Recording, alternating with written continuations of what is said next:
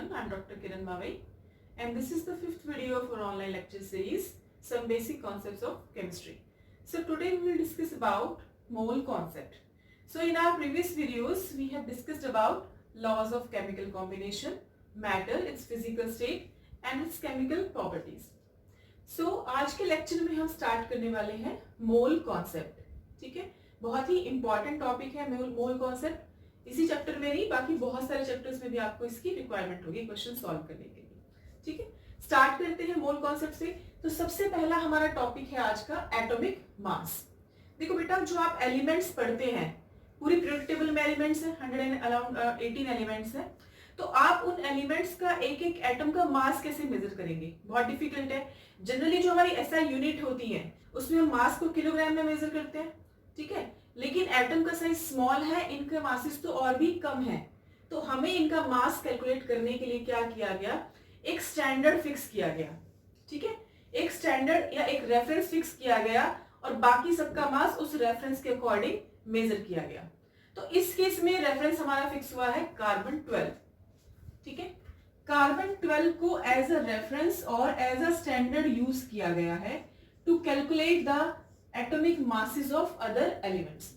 सो इससे पहले हाइड्रोजन और ऑक्सीजन को भी स्टैंडर्ड माना गया था, बट कार्बन 12 से ज्यादा एक्यूरेटली हमारे मासेस कैलकुलेट हुए हैं. तो हमने इसे क्या मान लिया है? स्टैंडर्ड मान लिया है. तो हमने कार्बन का कौन सा आइसोटोप लिया है? कार्बन 12, और इसको स्टैंडर्ड मान के सबका मेजरमेंट किया है एटॉमिक मासेस का. तो किसी भी एटम का मास, अब हम उसे और क्या बोल सकते हैं एक्चुअल में? Relative atomic mass. क्या है ये? Relative atomic mass. क्यों रिलेटिव बोला? बिकॉज कार्बन के रिस्पेक्ट में आप इसे कैलकुलेट करने जा रहे हो. ठीक है, तो रिलेटिव एटॉमिक मास क्या है? कि कोई भी एलिमेंट है वो कार्बन से कितने टाइम्स हैवियर है, वही उसका क्या हो जाएगा? Atomic mass. समझ में आया? कोई भी एलिमेंट है, मतलब कोई भी एटम है, वो कार्बन के एटम से, कार्बन 12 के एटम से कितने टाइम्स हैवियर है, वही उसका क्या हो जाएगा? Atomic mass. बहुत ध्यान से वर्ड सुनना मैं जो बोल रही हूँ. तो एटॉमिक मास की तो सिंपल डेफिनेशन होगी. तो हमने स्टैंडर्ड क्या फिक्स किया है? अपना कार्बन. तो ध्यान से देखिए, कार्बन को स्टैंडर्ड फिक्स किया, तो हमने जो कार्बन का मास फिक्स किया वो हमने लिखा 12 AMU. अब ध्यान से सुनो, ये जो आप एलिमेंट्स के मासेस को कैलकुलेट कर रहे हो, ये आप AMU में मेजरमेंट करोगे, यानी कि atomic mass unit. Atomic mass unit. और आजकल इसे सिंपल आप यू में भी लिख सकते हैं. This is unified mass. Unified mass. आपने क्या किया? स्टैंडर्ड माना कार्बन 12 को, उसके बेसिस पे एलिमेंट के मास को क्या किया? मेजरमेंट किया. और क्या बोला कि किसी भी एलिमेंट का कोई एटम कार्बन 12 के एक एटम से कितने टाइम्स हैवियर है, वही उसका एटॉमिक मास होगा. ठीक है, अब हमने कैसे मेजरमेंट किया है कि 1 एटम ऑफ कार्बन 12, उसका जो मास है वो हमने कितना मान लिया? मान लो 12 AMU. ठीक है, कार्बन 12 का एक एटम का मास हमने मान लिया 12 AMU. ठीक है, और तो बाकी सबके मासेस को इसके अकॉर्डिंग कैलकुलेट करेंगे. तो ध्यान से देखो, 12 AMU किसका मास है? 1 कार्बन 12 एटम.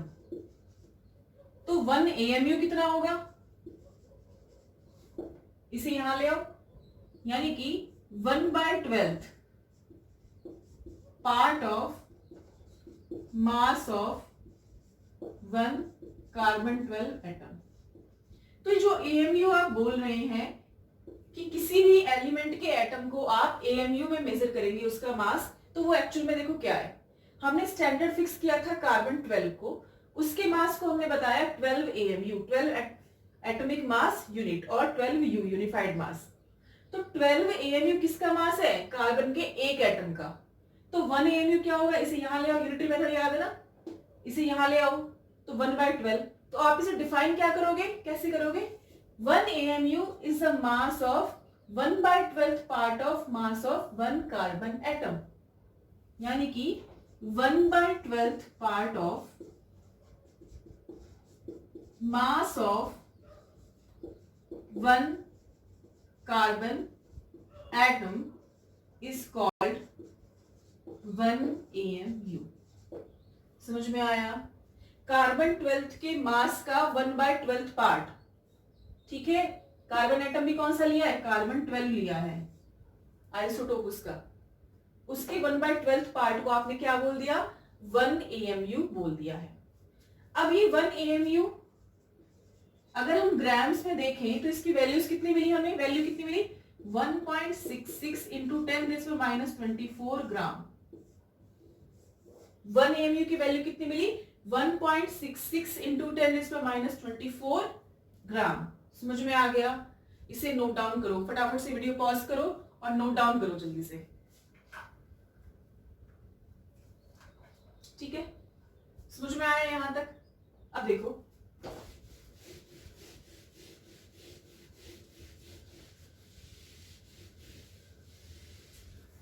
अब हमने क्या किया, अगर हम हाइड्रोजन के एक एटम का मास लिखेंगे, हाइड्रोजन एटम का अगर आप मास लिखेंगे तो हमें कितना मिला? Around 1.008 AMU। ऑक्सीजन एटम का मास लिखेंगे तो 16 AMU। सल्फर एटम का मास लिखेंगे तो 32 AMU और सिंपल 32U। इस टाइप से आप एक एटम के मास को आप रिप्रेजेंट करने वाले हो। ये मैंने ध्यान से देखना, 1 एटम का मास लिखा है, हाइड्रोजन के का कितना है? 1.008 AMU और U, ऑक्सीजन का कितना है? 16U, सल्फर का कितना है? 32U, कार्बन का कितना है? 12 atmosphere atomic mass unit. Clear हुआ? अब देखो,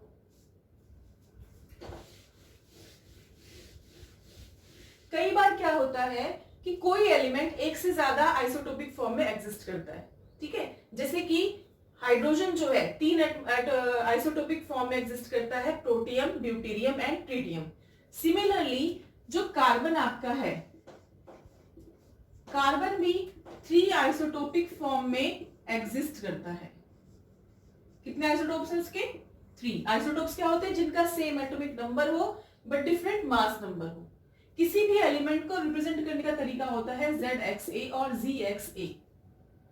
तो Z क्या है? उसका एटॉमिक नंबर, X क्या है? सिंबल ऑफ एलिमेंट, A क्या है? Mass number. अब देखो, ये जो आपका सेकंड चैप्टर पढ़ेंगे स्ट्रक्चर ऑफ एटम, उसमें बहुत डिटेल से पढ़ने वाले हैं इन सबके बारे में हम लोग, ठीक है। एटॉमिक नंबर हमें क्या बताता है? नंबर ऑफ इलेक्ट्रॉन्स और नंबर ऑफ प्रोटॉन्स के बारे में, ठीक है। और मास नंबर किसके बराबर होता है? Number of neutrons plus number of protons के बारे में, ठीक है। ये आपको साइड नॉलेज दी गई है। अब देखो ध्यान से, कार्बन जो है हमारा, कार्बन के मैंने भी बताया कितना आइसोटोप्स होते हैं? 3। 6 कार्बन 12, 6 कार्बन 13, 6 कार्बन 14।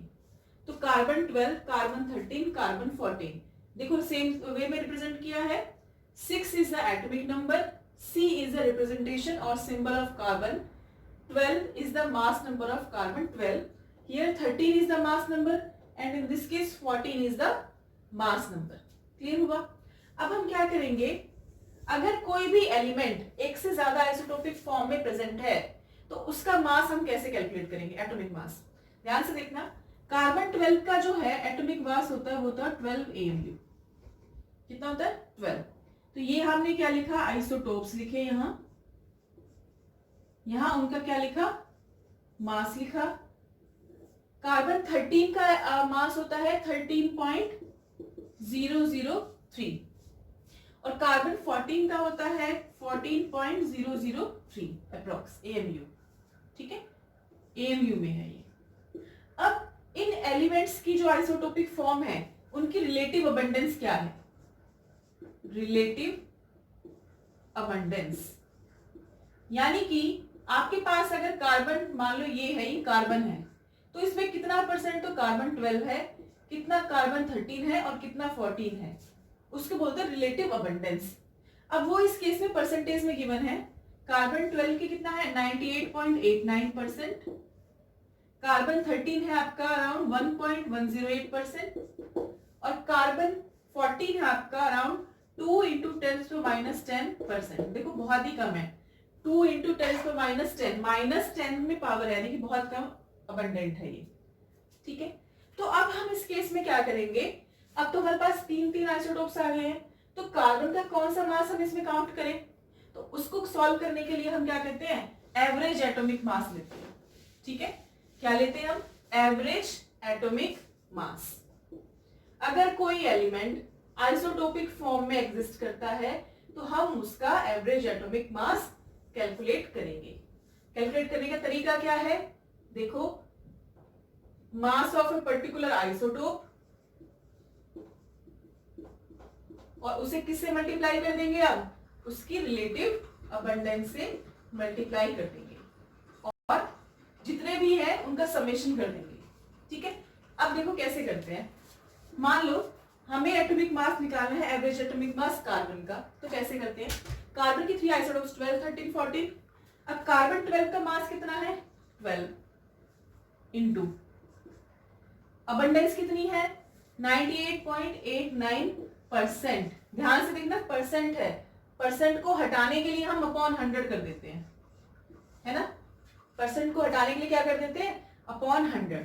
परसेंट नहीं दिया होता तो ऐसे लिख देते हैं आप, प्लस कार्बन 13 का मास कितना 13.003 इंटू इसकी रिलेटिव अबंडेंस कितनी है 1.108% है तो अपॉन 100 प्लस कार्बन 14 का मास है 14.003 इंटू इसकी रिलेटिव अबंडेंस कितनी है 2 इंटू 10⁻10% यानी कि अपॉन 100। तो जब आप इसे कैलकुलेट करते हैं तो आपके पास वैल्यू आती है अराउंड 12.001 AMU और अप्रोक्सीमेट आप कितना वैल्यू लिख देते हैं 12 AMU। समझ में आया, इस टाइप से आप कार्बन का क्या निकाल सकते हैं, एटॉमिक मास निकाल सकते हैं। दिस 12.011, तो आप अप्रोक्स कितना ले लेते हैं 12 ले लेते हैं। ठीक है, यानी कि अगर कोई एलिमेंट आपका आइसोटोपिक फॉर्म में प्रेजेंट है और उसके आइसोटोप्स के डिफरेंट मासेस हैं और डिफरेंट रिलेटिव अबंडेंस है, उस केस में आप एवरेज एटॉमिक मास कैलकुलेट करते हो और करते कैसे हैं उसे, इस टाइप से मास को रिलेटिव अबंडेंस से मल्टीप्लाई कर देते हैं। परसेंटेज हटाने के लिए अपॉन 100 किया है मैंने, परसेंटेज नहीं होता तो आप इसे एज सच कर लेते हैं। ठीक है, वीडियो पॉज करके नोट डाउन करो, एक क्वेश्चन कराते हैं जिसमें परसेंटेज नहीं होगा। ठीक है, नोट डाउन कर लीजिए।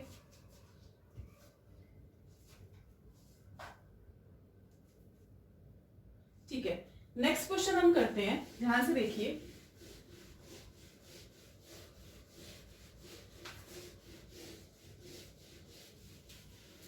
नेक्स्ट आपके पास क्लोरीन हैज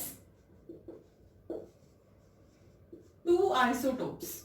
क्लोरीन के कितने आइसोटोप्स हैं, 2 आइसोटोप्स हैं having masses 34.97 and 36.97 AMU, 34.97 AMU and 36.97 AMU. The relative abundance of 2 isotopes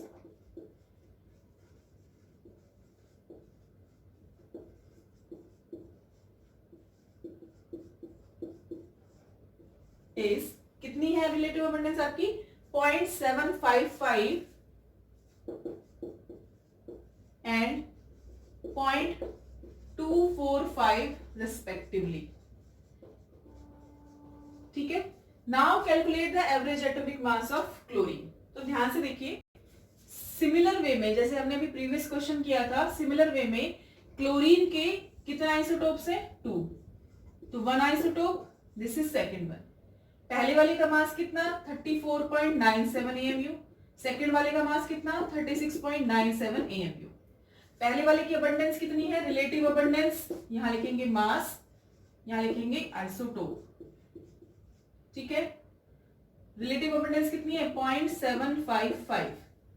second case में कितनी है 0.245। अब परसेंटेज नहीं है, ठीक है, तो जब परसेंटेज है ही नहीं तो 100 से डिवाइड करने की भी जरूरत नहीं है। तो सिंपल आप एवरेज एटॉमिक मास कैसे कैलकुलेट कर सकते हैं, average atomic mass is equal to summation of mass of particular isotope into relative abundance of that isotope। यानी कि पहले वाला कितना है 34.97% इंटू परसेंट नहीं 34.97 AMU इंटू 0.755, ठीक है, प्लस सेकंड क्या है 36.97 इंटू इसकी अबंडेंस कितनी है 0.245।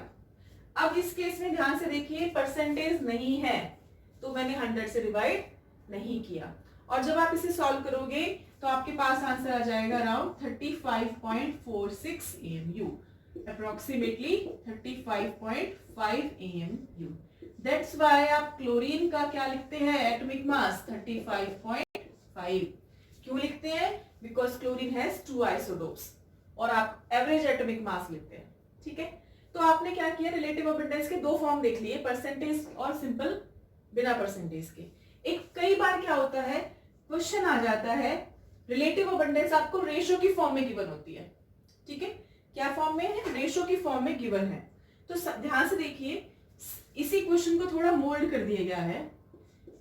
अब क्या किया कि chlorine has 2 isotopic form, chlorine की 2 आइसोटोपिक फॉर्म्स हैं, कौन कौन सी 17 chlorine 35 and 17 chlorine 37, 17 chlorine 35 and 17 chlorine 37, and their relative abundance is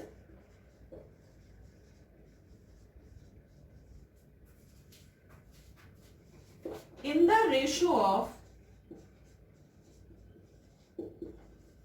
3:1। अब रेशो दे दिया सिंपल कि अगर आपके पास टोटल क्लोरीन है, मान लो ये आपके पास क्लोरीन है, ठीक है, तो उसका थर्ड पार्ट तो किससे मिलके बना है क्लोरीन 35 से, और 1 पार्ट किससे मिलके बना है क्लोरीन 37 से। तो रेशो दे दिया आपको रिलेटिव अबंडेंस का 3:1। आपसे पूछा है एवरेज एटॉमिक मास क्लोरीन का फाइंड आउट करिए। तो देखो क्या करना है, सिंपल बहुत आसान है। इस केस में आप क्या करेंगे, क्लोरीन 35 जो है उसकी रिलेटिव अबंडेंस कितनी है, ये रेस्पेक्टिवली है, यानी कि 35 वाले की कितनी है 3। तो आप क्या करेंगे रिलेटिव अबंडेंस का जो रेशियो उससे मल्टीप्लाई करेंगे, प्लस 37 वाले का कितना है 1 अपॉन इस रेशियो को ऐड कर देंगे 3 + 1 और उसे डिवाइड कर देंगे। दोबारा बता रही हूं, अगर रेशियो की फॉर्म में दे रखा है तो जिस एलिमेंट का जो रेशियो है उससे मल्टीप्लाई करो उसके मास से, उनका समेशन करो और डिवाइड कर दो इस रेशियो के एडिशन से। तो 35 × 3 + 37 × 1 अपॉन 3 + 1, जैसे आप नॉर्मल एवरेज निकालते हैं। तो इस केस में आपके पास आ जाएगा सॉल्व करने के बाद अराउंड 35.5 AMU और U। This is the average atomic mass of chlorine atom. समझ में आ गया? आई होप आपको ये समझ में आया होगा, बहुत इजी है। तो हमने एटॉमिक मास पढ़ा, किसी भी एलिमेंट का एटॉमिक मास क्या होता है। अगर आप सिंपल कहें कि हमने कार्बन 12 को क्या माना, रेफरेंस माना, तो कार्बन 12 के एक एटम से कोई भी एलिमेंट का कोई एटम कितने टाइम्स हेवियर है वो उसका एटॉमिक मास होता है। समझ में आ गया? और हमने कार्बन 12 के मास को कितना माना था 12 AMU, तो 1 AMU कितना हो गया 1/12, यानी कि कार्बन एटम, ये कार्बन एटम है मान लो, इसका कुछ मास है, उसके मास का 1/12 पार्ट होगा 1 AMU, ठीक है। और बाकी सारे एलिमेंट्स के एटम का मास उसके रिस्पेक्ट में कैलकुलेट किया, तो हाइड्रोजन का होता है अराउंड 1 AMU, सिमिलरली क्लोरीन का है 35.5 AMU एटॉमिक मास यूनिट। कैसे आया है, बिकॉज ये क्या है आपका क्लोरीन, कार्बन, हाइड्रोजन, ये सब क्या है, किस फॉर्म में एग्जिस्ट करते हैं, आइसोटोपिक फॉर्म में एग्जिस्ट करते हैं। इस केस में आप एवरेज निकालते हैं। क्लियर हुआ? अब पॉज करके इसे नोट डाउन कर लीजिए। अब हम आगे चलते हैं, ध्यान से देखिए। देखो, अब आपको एटम का तो मास पता चल गया है, लेकिन अगर ये एटम कंबाइन करके मॉलिक्यूल्स या कंपाउंड बनाए तो उस केस में आप कैसे कैलकुलेट करेंगे? बहुत इजी है। सपोज आपको हाइड्रोजन का पता है, कितना होता है 1 AMU। ऑक्सीजन का पता है, एक एटम का मास है ये, फिर मैं बता रही हूं, एक एटम का mass 16 AMU। But suppose hydrogen and oxygen combine to form H2O molecule या कंपाउंड, तो अब किसका कैसे करेंगे? देखो, हाइड्रोजन का एक एटम का मास कितना होता है 1 AMU, और हाइड्रोजन के कितने एटम्स है 2, तो 2 into mass of 1 hydrogen atom plus oxygen का कितना है 16 मास ऑफ 1 ऑक्सीजन एटम। जो भी आपके पास कंपाउंड है, मॉलिक्यूल है, उसके कॉन्स्टिट्यूएंट एटम्स के एटॉमिक मास को ऐड कर दो तो आपको उस कंपाउंड का मास मिल जाएगा। ठीक है, तो 2 into 1 plus 16 that is 18 AMU और simple 18U। This is the mass of 1 H2O molecule. एक H2O मॉलिक्यूल का मास है 18 AMU। मैंने ये प्रॉपर ओपन करके क्यों लिखा है, थोड़ी देर में समझ आएगा जब मैं कोरिलेट करके बताऊंगी। समझ में आया? चलिए अब हम निकालते हैं CH3CO CH3। ये क्या है? एसीटोन है ये, CH3CO CH3। तो देखिए कितने कार्बन है 1 2 3, कार्बन के 3 एटम्स है, तो 3 इंटू कार्बन के एक एटम का मास कितना है 12 प्लस हाइड्रोजन कितने हैं 3 यहाँ 3 यहाँ, टोटल 6 हाइड्रोजन है। एक हाइड्रोजन कितना 1, तो 6 इंटू 1 प्लस ऑक्सीजन कितना है हमारे पास, सिंगल ऑक्सीजन एटम है और उस ऑक्सीजन एटम का होता है कितना 16, तो ये कितना हो गया 36 प्लस 6 प्लस 16, यानी कि आपके पास आ गया 58 AMU। क्लियर हुआ? अब क्या करेंगे, ग्लूकोज का निकालेंगे C6H12O6। तो देखिए कार्बन के कितने एटम्स है 6, तो 6 इंटू कार्बन कितना होता है इसका 12 प्लस 12 इंटू 1 प्लस 6 इंटू 16, तो ये आपके पास आ जाएगा अराउंड 180 AMU। तो किसी भी एलिमेंट अगर एटम जो है वो कंबाइन करके मॉलिक्यूल या फिर कंपाउंड बनाए तो उसके एटॉमिक मास कैसे निकालोगे? उनके एटम के एटॉमिक मास को ऐड कर दो, सिंपल है। समझ में आ गया? तो अब हम क्या करते हैं, अब आगे बढ़ते हैं, ध्यान से देखना। काफी सारी टर्मिनोलॉजी आएंगी आपके पास, gram atomic mass, gram molecular mass. उन सबसे पहले ना मैं मोल के बारे में थोड़ा आपको आइडिया दे देती हूँ, तो फिर वो इजिली चीजें ज्यादा समझ में आएंगी। ठीक है, अच्छा एक चीज और बताइए, अगर कोई आयनिक कंपाउंड आ जाए आपके पास, आयोनिक कंपाउंड यानी कि जो आयंस में डिसोसिएट हो जाए, जैसे कि NaCl आ गया, NaCl सॉल्ट है, ठीक है, आयनिक कंपाउंड है, किसमें डिसोसिएट होता है Na+ और Cl- आयंस में। तो ये कोई प्रॉपर मॉलिक्यूल नहीं है बच्चा, ये क्या है, कोई प्रॉपर मॉलिक्यूल नहीं है। तो इस केस में हम इसका मॉलिक्यूलर मास नहीं देखते, हम इसका फॉर्मूला मास देखते हैं। फॉर्मूला मास कैसे? सिंपल, जो इसके कॉन्स्टिट्यूएंट आयंस है उनका जो एटॉमिक मास है उन्हें ऐड कर दो। इसकी कॉन्स्टिट्यूएंट आयन कौन से? Na+ और Cl-। इनके मास से इनको फॉर्मूला मास निकाल सकते हो। जैसे सोडियम का कितना होता है 23, क्लोरीन का कितना होता है 35.5, तो ये हो गया कितना 58.5 U और AMU। ठीक है, तो आयनिक कंपाउंड में आप क्या करते हैं, फॉर्मूला मास निकालते हैं। ठीक है, क्लियर हुआ सबको? अब हम आगे चलते हैं। देखिए अब हम पढ़ने वाले हैं प्रॉपर मोल कॉन्सेप्ट, यानी कि मोल्स के बारे में पढ़ने वाले हैं। देखो बहुत ध्यान से पढ़ना बेटा।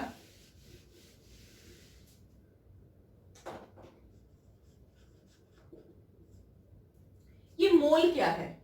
ठीक है, अब से पहले भी आपने पढ़ा होगा मोल कॉन्सेप्ट, मोल्स के बारे में पढ़ा है। देखो ये जो आपके पास एलिमेंट है ना, एलिमेंट यानी कि एटम जो है आपके पास, ये एटम का साइज होता है बहुत स्मॉल और इनका नंबर होता है बहुत ज्यादा नंबर है, साइज बहुत स्मॉल है।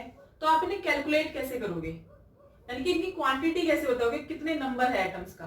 तो उस क्वांटिटी को बताने के लिए मोल आया, मोल कॉन्सेप्ट आया। तो एक्चुअल में ये मोल कॉन्सेप्ट क्या है, किसी भी एलिमेंट के अंदर कितनी पार्टिकल्स हैं उनको ही बताने के लिए क्या किया गया, हमने मोल कॉन्सेप्ट को दिया गया। तो ये क्या है एक्चुअल में, ये एसआई यूनिट है, to measure the quantity of any substance. अब जनरली वो सब्सटेंस हम क्या ले लेते हैं, माइक्रोस्कोपिक सब्सटेंस ले लेते हैं, सब माइक्रोस्कोपिक पार्टिकल्स ले लेते हैं, ठीक है। तो इसको भी हम कैलकुलेट करने के लिए क्या करते हैं, कार्बन 12 का रेफरेंस ले लेते हैं। तो हमने क्या किया, कार्बन 12 को रेफरेंस माना, कार्बन 12 का कितना अमाउंट ले लिया, 12 ग्राम अमाउंट ले लिया, ठीक है। कार्बन 12 का कितना अमाउंट लिया, 12 ग्राम। तो 12 ग्राम कार्बन के अंदर जितने कार्बन के एटम्स आएंगे वही क्या होगा, 1 मोल के बराबर हो जाएगा, ठीक है। दोबारा बता रही हूँ, कार्बन 12 क्या था, कार्बन 12, कार्बन 13, कार्बन 14 था। कार्बन 12 का लिया आपने 12 ग्राम, उस 12 ग्राम कार्बन में जितने कार्बन एटम्स हैं वही क्या होगा, 1 मोल होगा। तो 1 मोल को डिफाइन कैसे करते हैं आप, डिफाइन कैसे करोगे, डेफिनेशन बना के देखिए खुद से। 1 mole is the amount of substance which contain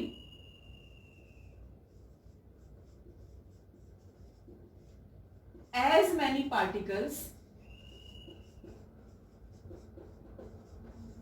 as are present in 12 gram of carbon 12।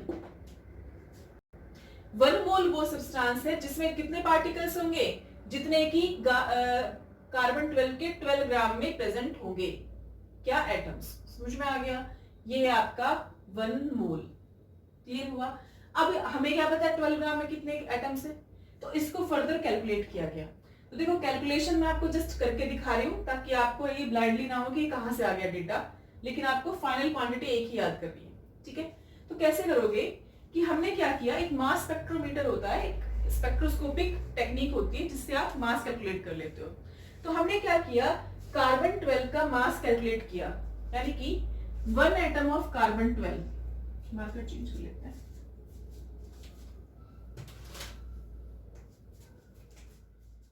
Atom of carbon 12, इसका मास मेजर किया तो वो हमें मिला 1.99 इंटू 10⁻⁻23 ग्राम, इतना हमें मिल गया, ठीक है। किसके थ्रू किया, मास स्पेक्ट्रोमीटर एक टेक्निक है, उसके थ्रू हमने क्या किया, इसका मास मेजर कर लिया, कार्बन 12 के एक एटम का मास कितना आया हमारे पास, 1.99 इंटू 10⁻⁻23 ग्राम, क्लियर हुआ। अब देखो ध्यान से देखना, 1.99 इंटू 10⁻⁻23 ग्राम में कितने कार्बन एटम्स आए, 1 कार्बन 12 एटम आया। और हम किसके बारे में पढ़ रहे हैं, मोल के बारे में पढ़ रहे हैं। मोल क्या कहता है, 1 mole is the amount of substance which contain as many particles as there are atoms in 12 gram of carbon 12, यानी कि 1 मोल में कितना कार्बन आएगा, 12 ग्राम, ठीक है। तो ध्यान से देखना, 1.99 इंटू 10⁻⁻23 ग्राम में कितने कार्बन एटम आए, 1 कार्बन एटम आया। तो 1 ग्राम में कितने कार्बन एटम्स आएंगे, 1 बाय, इसे नीचे ले जाओ, 1.99 इंटू 10⁻⁻23 कार्बन एटम्स, तो 12 ग्राम में कितने आएंगे, 1.99 इंटू 10⁻⁻23 इंटू 12 कार्बन एटम्स।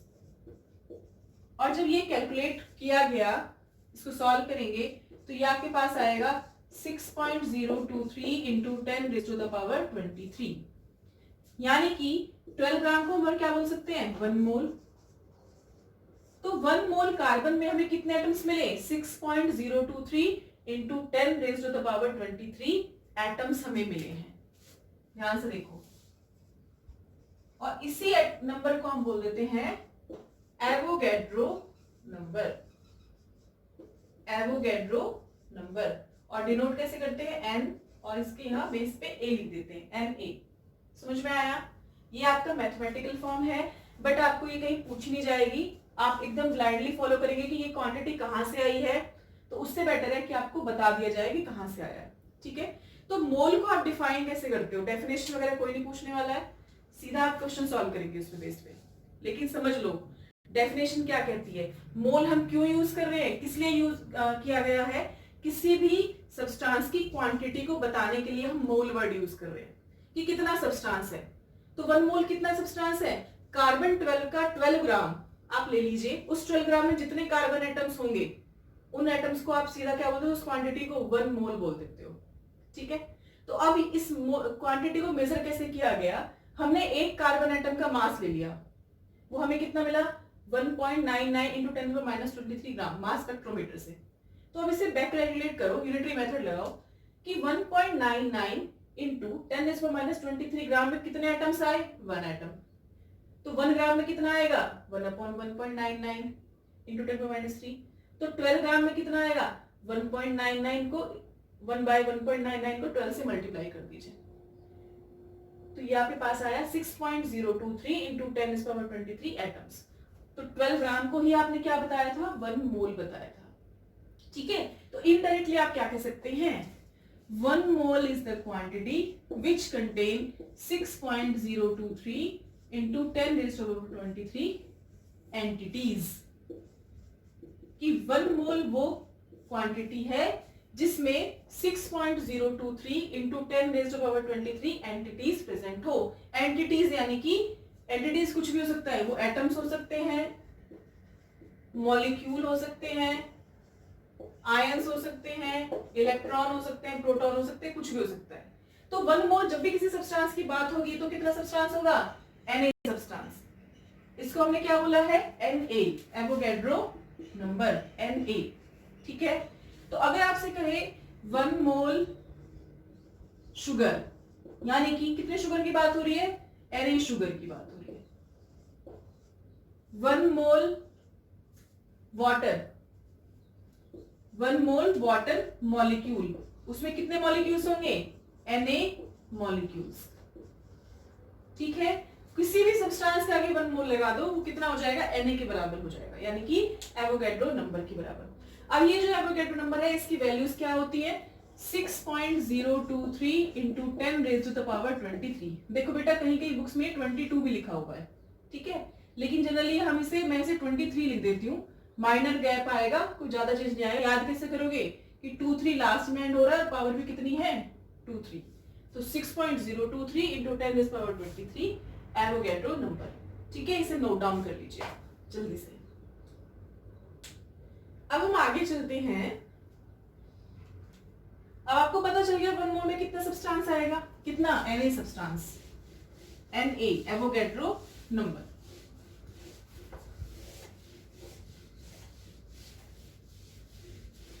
ठीक है, अगर आपसे कहा जाए 1 मोल H2 मॉलिक्यूल, तो आप कितने मॉलिक्यूल लिखेंगे? Na मॉलिक्यूल, यानी कि 6.023 इंटू 10⁻23 मॉलिक्यूल्स। यहां मैंने मॉलिक्यूल यूज किया तो इसके बाद भी मॉलिक्यूल लग जाएगा। ठीक है, अगर मैं कहूं 1 मोल Fe एटम्स, 1 मोल आयरन एटम्स, तो कितने एटम्स हो जाएंगे? Na iron atoms, that is 6.023 into 10⁻23 atoms of iron। Clear हुआ? 1 मोल हाइड्रोजन एटम अगर आएगा तो Na एटम्स आ जाएंगे। इस तरह से आप हाइड्रोजन एटम वगैरह निकाल लेते हो। ठीक है, अब ध्यान से देखो, कई जगह आपको मास जो है, एटॉमिक मास, ठीक है, कई जगह AMU में मेंशन है और कई जगह ग्राम में मेंशन है। तो इन दोनों में डिफरेंस क्या है? देखो ध्यान से, मैं H2O का एग्जाम्पल लिखती हूँ, ठीक है। H2O का एग्जाम्पल, H2 का आप कैलकुलेट करते हैं तो 2 + 6 16 कितना है 18, ठीक है। तो अब मैं दो जगह लिखती हूँ 18 AMU और 18 ग्राम। 18 AMU 18 ग्राम, दोनों में डिफरेंस क्या है ध्यान से पढ़ना। 18 AMU, जब भी वर्ड AMU आएगा तो ये क्या है, वन मॉलिक्यूल की बात हो रही है, अगर यहां मॉलिक्यूल है तो this is the mass of one water molecule. एक वाटर मॉलिक्यूल की बात हुई है तो उसका मास कितना आएगा 18 AMU। लेकिन अगर 1 मोल वाटर मॉलिक्यूल की बात हो, 1 मोल वाटर मॉलिक्यूल, उसका मास कितना होगा 18 ग्राम, ठीक है। यानी कि आपने मास को किस में रिप्रेजेंट किया है, ग्राम के अंदर, तो आप इसे क्या बोल सकते हो, gram atomic mass, gram atomic mass. समझ में आया, कंफ्यूज होने की जरूरत नहीं है, बहुत इजी है। ग्राम एटॉमिक मास क्या है, अगर एटॉमिक मास को आप किस में रिप्रेजेंट कर रहे हैं, ग्राम में, ठीक है। तो 18 ग्राम एक्चुअल में किसका मास है, 1 मोल वाटर मॉलिक्यूल का, इसीलिए आप इसे मोलर मास भी बोलते हैं, ठीक है। मोलर मास यानी कि जब वो ग्राम में आएगा, और एक्चुअल में सही लिखने का तरीका क्या है, 18 ग्राम पर मोल, यानी कि एक मोल का मास कितना आया 18 ग्राम। क्लियर हुआ, एक बार रिपीट कर देती हूं, ध्यान से पढ़ो।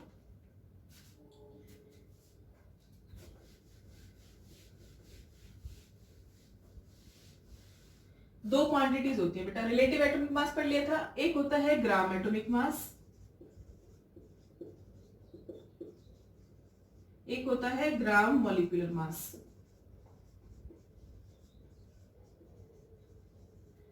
अगर आप एटॉमिक मास को ग्राम में रिप्रेजेंट करते हैं, अगर आप एटॉमिक मास को ग्राम्स में लिखते हैं तो वो बन जाएगा ग्राम एटॉमिक मास, ठीक है। अगर आप मॉलिक्यूलर मास को, यानी कि मॉलिक्यूल के मास को ग्राम में रिप्रेजेंट करते हैं तो वो बन जाएगा मॉलिक्यूलर, ग्राम मॉलिक्यूलर मास। तो ये तो मॉलिक्यूल है ना, H2O कंपाउंड है ना, मॉलिक्यूल है।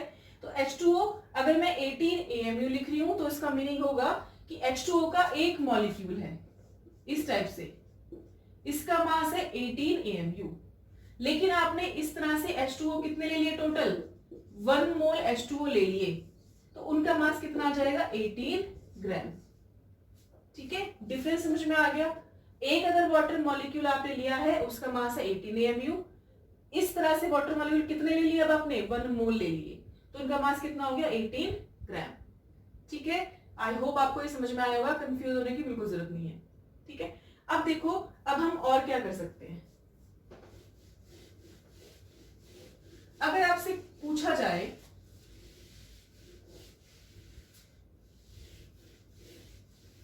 आपके सामने लिखा है C6H12O6, क्या है, ग्लूकोज है ये तो, ठीक है, ग्लूकोज 180 ग्राम, तो ये क्या है, इसका मोलर मास है, क्या है, मोलर मास। एक मोल का मास है कितना 180 ग्राम। CO2 कार्बन डाइऑक्साइड, कार्बन का कितना 12 प्लस ऑक्सीजन कितने 2, एक ऑक्सीजन का 16, तो कितना हो गया 44। अगर मैं लिख रही हूं 44 AMU, it means this is the mass of 1 CO2 molecule. अगर हम लिख रहे हैं 44 ग्राम, तो this is the mass of 1 mole of CO2 molecule. Mole का मास है इसलिए मोलर मास हो गया। क्लियर हुआ, समझ में आ गया, ठीक है। अब जो हमारे मोल्स हैं, इसे नोट डाउन कर लीजिए कॉपी में, बहुत इंपॉर्टेंट है, ठीक है। अब जो हमारे मोल्स होते हैं, ये मोलर जो क्वांटिटी है, इसको हम कैलकुलेट कैसे करते हैं, इसकी कैलकुलेशन कैसे करते हैं, ध्यान से देखो, बहुत टिपिकल नहीं है, बहुत इजी है। सारी चीजों को कंबाइन करके एक इक्वेशन बनाई गई है, उसी से सारे क्वेश्चन सॉल्व होंगे। देखो ध्यान से देखना, मोल निकालने का तरीका, मोल कैसे निकालेंगे। तो सबसे पहले मोल को हम रिप्रेजेंट कर रहे हैं एन से, ठीक है। किसी भी क्वेश्चन में अगर हम मोल्स निकालेंगे तो किसे रिप्रेजेंट कर रहे हैं, एन से रिप्रेजेंट कर रहे हैं। तो मोल निकालने के 3 तरीके हैं। एक तो मास की फॉर्म में, यानी कि अगर आपको मास गिवन है तो मोल्स निकाल सकते हो। दूसरा नंबर की फॉर्म में, नंबर गिवन है तो मास मोल्स निकाल सकते हो। एंड थर्ड इज वॉल्यूम की फॉर्म में, वॉल्यूम अगर गिवन है तो भी आप मोल्स कैलकुलेट कर सकते हो, ठीक है। ध्यान से देखिए, मास की फॉर्म में क्या होगा, मास अपॉन मोलर मास। मास को अगर आप मोलर मास से डिवाइड कर देंगे तो आपको क्या मिल जाएगा, number of moles equals to, number को अगर आप एवोगैड्रो नंबर से डिवाइड कर दें तो आपको क्या मिल जाएगा, number of moles is equals to, volume को अगर आप 22.4 लीटर से डिवाइड कर दें तो आपको क्या मिल जाएगा, मोल्स। तो मोल्स निकालने के 3 तरीके आए, N is equals to mass upon molar mass is equals to N upon N A is equals to V upon 22.4 litre. इस इक्वेशन से आप मोल्स कैलकुलेट कर सकते हो। अब देखो, जरूरी नहीं मोल्स कैलकुलेट करो, अगर आपसे किसी भी सब्सटेंस का वेट गिवन है, मास गिवन है, आपको उसका नंबर पूछा जाए तो इन दोनों को इक्वेट कर दो, ठीक है। नंबर गिवन है, मास पूछा जाए तो इन दोनों को इक्वेट कर दो। बस थोड़ा ध्यान देने वाली बात क्या है कि जो V अपॉन 22.4 लीटर है, this is only for gases, this is only for gases, ठीक है। वो भी कब, only at STP, standard temperature pressure पर ही ये एप्लीकेबल है। स्टैंडर्ड टेम्परेचर प्रेशर पे टेम्परेचर होता है 273 केल्विन और 0 डिग्री सेल्सियस, ठीक है। प्रेशर होता है 1 बार, 1 ATM भी ले सकते हैं, थोड़ा बहुत माइन्यूट चेंज आ जाएगा, ठीक है। और वॉल्यूम आपका आता है कितना, 22.4 लीटर। समझ में आया। अब ये इक्वेशन होती है आपके नंबर ऑफ मोल्स कैलकुलेट करने की। ग्राम एटॉमिक मास समझ में आया। AMU कब लिखते हैं, जब 1 की बात हो, 1 एटम हो चाहे 1 मॉलिक्यूल हो, ठीक है। और ग्राम कब लिखते हैं, जब 1 मोल की बात हो, ठीक है, Na की बात हो। तो आपका जो 1 AMU होता है, 1 एटॉमिक मास यूनिट, और दूसरा क्या था, एवोगैड्रो नंबर Na, इनमें क्या रिलेशन है, this is equals to 1 by Na, 1 AMU is equals to 1 by Na। ये जस्ट आपकी नॉलेज के लिए था, आपको पता होना चाहिए। और होता किसके बराबर है, 1.66 इंटू 10⁻⁻24 ग्राम। क्लियर हुआ। अब कुछ एक दो न्यूमेरिकल सॉल्व करें, एक क्वेश्चन को सॉल्व कर लेते हैं। देखो, आपके पास क्वेश्चन गिवन है, मान लो क्वेश्चन क्या है, इसे नोट डाउन कर लेना बेटा पॉज करके, ठीक है। क्वेश्चन क्या है, कैलकुलेट द मास ऑफ, पहले सिंपल मोल्स पूछ लेते हैं।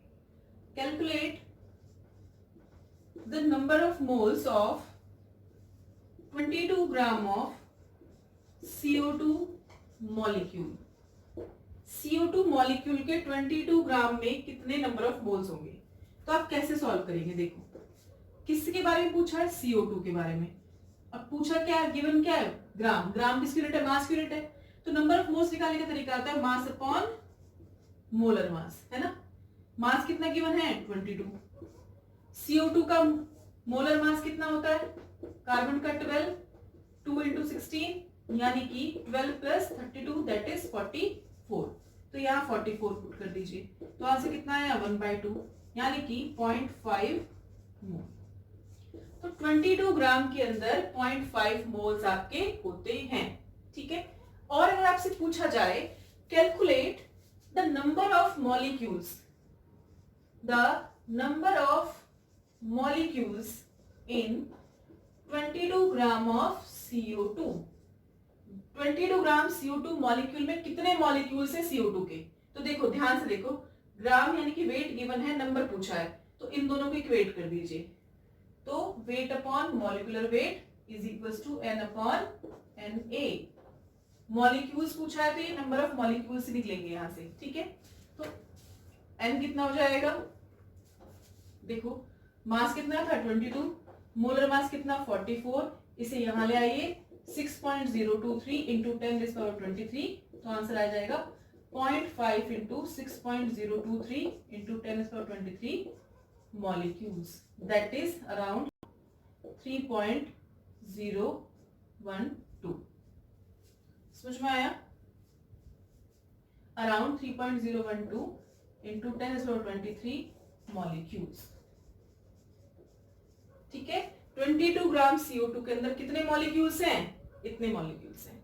लेकिन अगर मैं क्वेश्चन पूछूं calculate the number of atoms in 22 gram of CO2, ठीक है, वीडियो पॉज करके यहां तक नोट डाउन कर लेना. ठीक है, अब इसी क्वेश्चन को एक्सटेंड क्या कर दिया कि अगर आपसे नंबर ऑफ एटम्स पूछ लिए जाएं इन 22 ग्राम CO2, तो देखो 1 CO2 मॉलिक्यूल के अंदर कितने एटम्स हैं? एक कार्बन का एटम, 2 ऑक्सीजन के एटम, तो टोटल कितने एटम्स आ गए? 3 एटम्स आ गए. ठीक है, तो अभी आपके पास कितने CO2 मॉलिक्यूल्स आए थे? अराउंड 3.0 इंटू 10⁻23 CO2 मॉलिक्यूल्स आए थे. तो उनमें कितने एटम्स होंगे? एक में 3 है, तो इतने में कितने होंगे? तो 3 into 3.0 10⁻23 around approximately 9 into 23 atoms of CO2. ठीक है, इस तरह से हमने सारा कैलकुलेट कर लिया. बहुत इजी है, बिल्कुल कंफ्यूज होने की जरूरत नहीं है. मोल्स निकालने के तरीके 3 है, मास की फॉर्म में, नंबर की फॉर्म में, वॉल्यूम की फॉर्म में. वॉल्यूम किसके लिए गिवन होता है? Only for gases at STP. ठीक है, this is the condition for STP. अब आपको क्या करना है? अब इस इक्वेशन को इक्वेट करके कुछ भी निकाल सकते हो. तो फर्स्ट क्वेश्चन में मैंने पूछा था 22 ग्राम CO2 में कितने नंबर ऑफ मोल्स हैं, तो आप मोल्स निकाल सकते हो. वेट अपॉन मोलर मास, मास अपॉन मोलर मास, तो आपके पास आए 0.5 मोल्स आपके पास आ गए हैं. ठीक है, नेक्स्ट में आपने पूछा कि कितने नंबर ऑफ मॉलिक्यूल्स हो सकते हैं इन 22 ग्राम ऑफ CO2, तो आपने इन दोनों को इक्वेट कर दिया, तो आपके पास आ गया अप्रॉक्स 3 इंटू 10⁻23 मॉलिक्यूल्स. अगर वो पूछे नंबर ऑफ एटम्स पूछे तो 1 CO2 में कितने एटम है? 3, तो 3 इंटू 10⁻23 में कितने हो जाएंगे? इसे 3 से मल्टीप्लाई कर दो. इस तरह से आप कुछ भी क्वेश्चन कैलकुलेट कर सकते हो. ठीक है, तो आज के टर्न के लिए इतना इनफ है. अब नेक्स्ट जो वीडियो लेक्चर आएगा उसमें हम बहुत सारे क्वेश्चंस की प्रैक्टिस करेंगे नंबर ऑफ मोल्स कैलकुलेट करने की. ठीक है, और एक स्पेशल केस बताएंगे किसका? आयंस का और वाटर का. ठीक है, गैसेस का, आयंस का और वाटर का. ये तो सिंपल है, ऐसे क्वेश्चंस तो आप सॉल्व कर सकते हो. उसके बाद उनकी प्रैक्टिस करते हैं हम. ठीक है, आज के लेक्चर के लिए इतना इनफ है. Thank you so much.